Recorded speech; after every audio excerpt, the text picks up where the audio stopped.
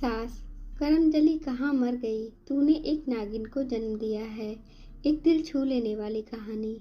कमरे से आती खुल खुल की आवाज ने मानो सीना चीर के ही रख दिया था उसका। खांस खांस के देवकी अम्मा शीतल को बुला रही थी। करमजली जरा आके मेरे बर्तन तो उठा ले। आज ये नई बात नहीं थी कि शीतल को करमजली के नाम से पुकारा जा रहा था। उस नाम को सुनते सुनते वो अपना नाम शीतल भूल चुकी थी, जिसे उसके माँ बाप ने प्यार से दिया था। जैसा नाम था वैसा ही उसका व्यवहार था।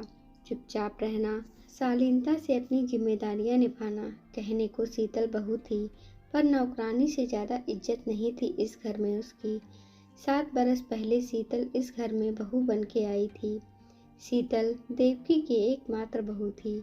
देवकी ने नरेश को 4 पुत्रियों के जन्म के बाद पाया था। काफी मन्नतों के बाद नरेश पैदा हुआ। बड़ी बहनों का चहेता था नरेश, और तो और देवकी ने भी उसे सिर चढ़ा रखा था। सो पढ़ाई पे कोई ज्यादा ध्यान नहीं था। राजसी ठाठ अभी देवकी के छूटे नहीं थे। राजा महाराजाओं के समय में देवकी के पति राजमहल में राजपुरोहित हुआ करते थे। राजाओं का जमाना अब लग चुका था। देवकी जब ब्याह के आई तब ठीक ठाक हालात थे। खान पान रहन सहन काफी नवाबों वाला था। धीरे धीरे सब खत्म हुआ। नाम के ठाठ रह गए। एक के बाद एक 4 बच्चे हो गए, 4 लड़कियां हो गईं। बेटे के इंतजार में 5वां बच्चा नरेश था। खजाना कब तक नवाबी शौक पूरे करता। खाली होता जा रहा था। अंदर से खाली, पर बाहर देवकी का रुबाब अभी भी जमींदारों वाला था। इसी खाली खजाने के गम में उसके पति ने दम तोड़ दिया।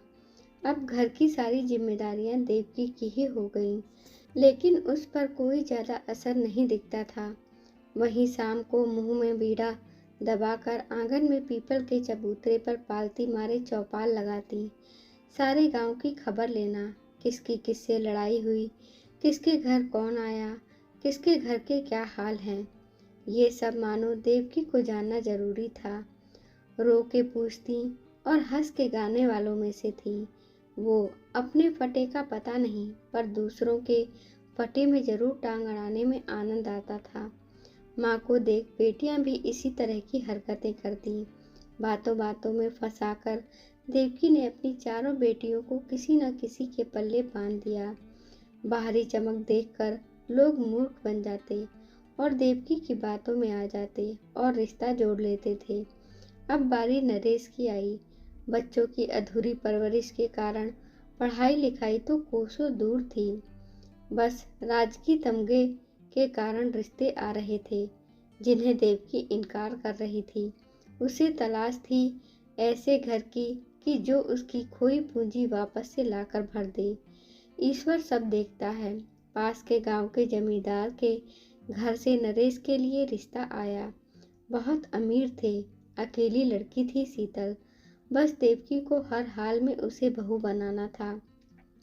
लोगों से जोर लगवाकर देवकी ने रिश्ता पक्का करवा लिया। खूब धूमधाम से शादी हुई। गहने कपड़े न जाने क्या क्या शादी में मिला।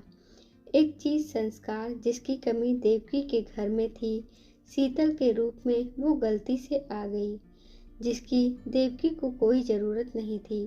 कुछ दिन तो सब अच्छा रहा, फिर देवकी की मांग बढ़ती गई।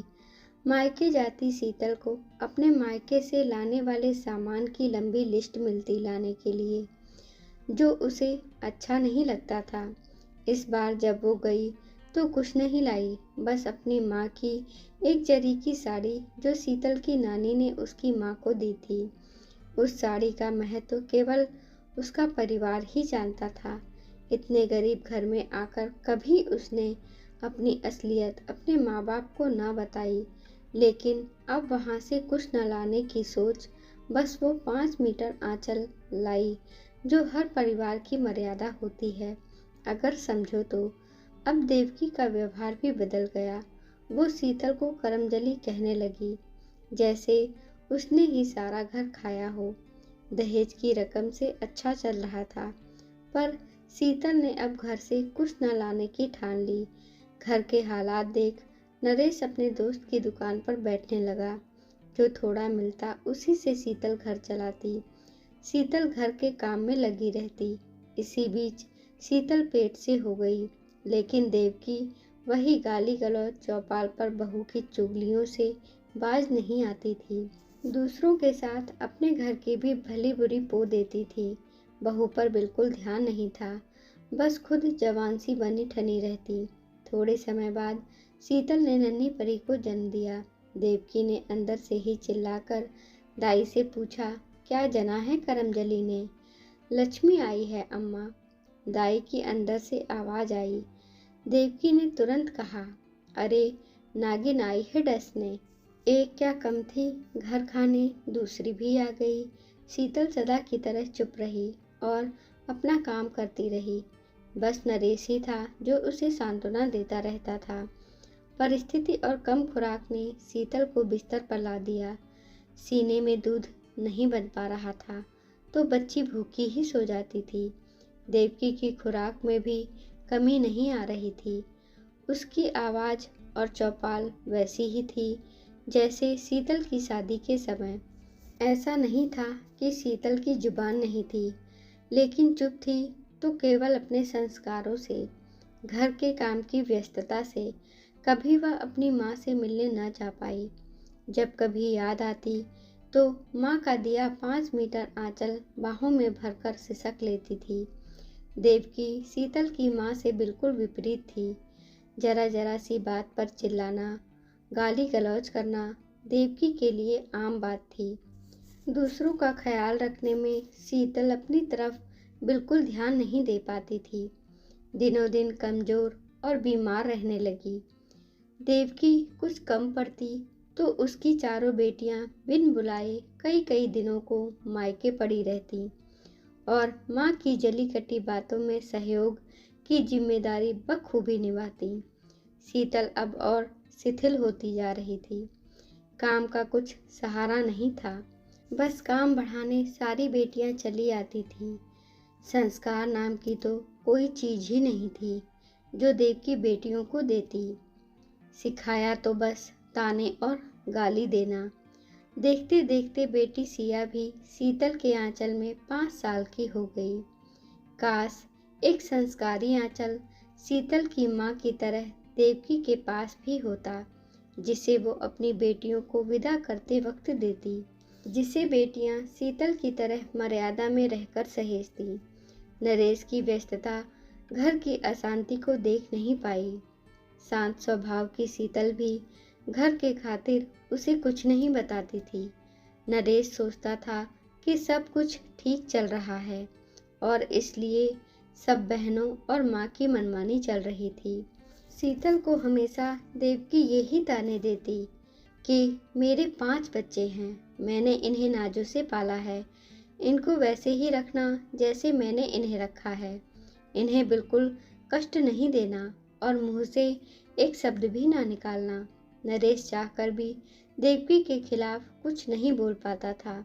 जब शीतल बहुत घुटती थी तो कमरे में जाकर रो लेती थी। अपनी जिंदगी से समझौता, ख्वाहिशों का कत्ल उसे मजबूर कर रहा था। उसने खुद को जिम्मेदारियों की भेंट चढ़ा दिया था। वो कहीं से भी बहू सी नजर नहीं आती थी, नौकरानी की तरह रहती थी। बेटी सिया भी काफी समझदार शांत थी। देवकी के पास जाने से डरती थी क्योंकि शब्दों को समझ ही नहीं पाती थी। दादी से नागिन नाम सुनकर सहम जाती थी और फिर खेल में व्यस्त हो जाती थी। नरेश दुकान से देर रात लौटता और खाना खाते ही सो जाता। शीतल देर तक घर के कामकाज करके सोने जाती, तब तक नरेश गहरी नींद में होता। बहुत सोचती थी कि कभी फुर्सत से वो दिल की बात नरेश से करे, लेकिन उसे सोता देखकर उसको उठाने की हिम्मत वो नहीं कर पाती थी। वो भी थक कर सो जाती और नरेश के उठने से पहले ही उठ के चाय पानी में लग जाती। शादी के 7 साल घर में लगे लगे कब गुजर गए पता भी न चला और इस भागदौड़ में नरेश और शीतल अपनी जिंदगी जीने की शुरुआत भी न कर सके। शीतल की कमजोरी बीमारी में तब्दील हो चुकी थी। समय और पैसे के अभाव ने उसे सैया पकड़ने को मजबूर कर दिया था। उस दिन सुबह से ही शीतल को बेचैनी हो रही थी। उसकी उठने की क्षमता खत्म हो रही थी। आज पहली बार उसने नरेश को घर पर रुकने को कहा, उसे अपने पास बिठाया और उसकी गोद में सर रख लिया, मानो उसे जिंदगी मिल गई। आज तक कभी इतने करीब से वो नरेश से नहीं मिली थी जितना आज। दिल की बात करने का वक्त शायद उसके पास बचा ही नहीं था। फिर भी लड़खड़ाई जुबान से बोली, आप अपनी माँ को मेरी माँ का वो 5 मीटर आंचल जो उन्होंने विदा के वक्त मुझे दिया था दे देना और बता देना कि मेरी बेटी सिया को इस घर से विदा होने पर उड़ा दे और वो इस आंचल की इज्जत बनाए रखें। हर माँ शायद इसीलिए अपनी बेटी को एक साड़ी देती है कि वो ना भूले माँ के वचन और मर्यादा। हम उसका मतलब अभी तक समझ ना सके। ये वस्त्र जो मायके से मिलते हैं वो संस्कारों को मर्यादित रखने के लिए होते हैं, दोनों घरों की इज्जत को ढकने के लिए होते हैं और शायद भाई भाभी भी इसी बात को याद दिलाने को हर त्योहार पर साड़ी देकर इस परंपरा को निभाते हैं। आज दिल की बात कहकर शीतल सुकून महसूस कर रही थी, लेकिन ये बात काफ़ी देर से कह पाई। इस बात को कहने की हिम्मत जरा जल्दी आती तो आज नरेश को शीतल को न खोना पड़ता। इस कदर भी संस्कारों को नहीं ओढ़ना चाहिए था तुम्हें। आज नरेश ने ऊंची आवाज में बात की, किसके लिए तुम निभा रही थी? जरा मेरा भी सोचा होता कि मैं अब क्या निभाऊंगा तुम्हें खोकर। तुम रुको, मैं डॉक्टर लाता हूँ। नहीं, शीतल ने कहा और नरेश को बाहों में जकड़ लिया। बस इसी बीच एक लंबी सांस खींचकर शीतल ने सिर लुढ़का दिया और हमेशा के लिए शांत हो गई। नरेश की आंखों में सन्नाटा और खामोशी थी। वो अब भी कुछ बोल ना पाया, सदा की तरह। नरेश में जैसे मानो काटो तो खून नहीं, वो सन्न रह गया। आंखों से कुछ दिखाई नहीं दे रहा था। आंसुओं की धारा नरेश के कपोलों से टपक रही थी। वो भागकर माँ के कमरे में गया और माँ से बोला, शीतल नहीं रही। माँ से जो उत्तर मिला उससे नरेश अचंभित रह गया। सदा की तरह कर्कश आवाज में बोली, कोई बात नहीं और अच्छी आ जाएगी, सब्र रख, बस इस नागिन को भी निकाल दे। जिस दिन से आई है जीना हराम कर रखा है। नरेश ने जहर का घूंट पिया और उल्टे पांव अपनी शीतल के पास आ गया। उम्मीद नहीं थी कि इतनी बेरहम भी माँ होती है। आज नरेश को शीतल की सहनशीलता पर फक्र हो रहा था। कितने जल्लादों के बीच वो जी रही थी। एक वो शीतल की माँ थी और एक मेरी ये माँ। इतना फर्क क्यों है? माँ तो दोनों थी। इस पहेली को कोई भी नहीं सुलझा सकता। आज नरेश को मलाल था कि वो किस माँ की कोख से पैदा हुआ। बिल्कुल भी मोह नहीं है। जिसने दिन रात केवल इस घर को दिया, उसके प्रति इतनी निष्ठुर। पत्थर दिल भी किसी गैर की मौत पर अफसोस तो करता, पर ये क्या? उसने सोचा, वाकई शीतल सही कह गई कि देवकी के 5 मीटर आंचल में किसी के लिए भी छांव नहीं थी और शीतल ने अपनी माँ के आंचल में सभी को समेट रखा था। सबको समेटते समेटते आज वो खुद ही सिमट गई। भारी कदमों से नरेश शीतल की विदाई करने लगा। नरेश ने शीतल की माँ की वो संस्कारी साड़ी निकालकर शीतल को उड़ा के ही अंतिम संस्कार करने का निर्णय लिया और फिर सिया को लेकर बिना सोचे समझे कभी खत्म न होने वाले सफ़र पर निकल गया, जहाँ ऐसी बेरहम लोगों का साया भी उसकी सिया पर ना पड़े। आपको यह कहानी कैसी लगी? अपना उत्तर कमेंट बॉक्स में अवश्य दीजिए। धन्यवाद दोस्तों। कृपया हमारे चैनल को लाइक करें, शेयर करें, सब्सक्राइब करें। धन्यवाद।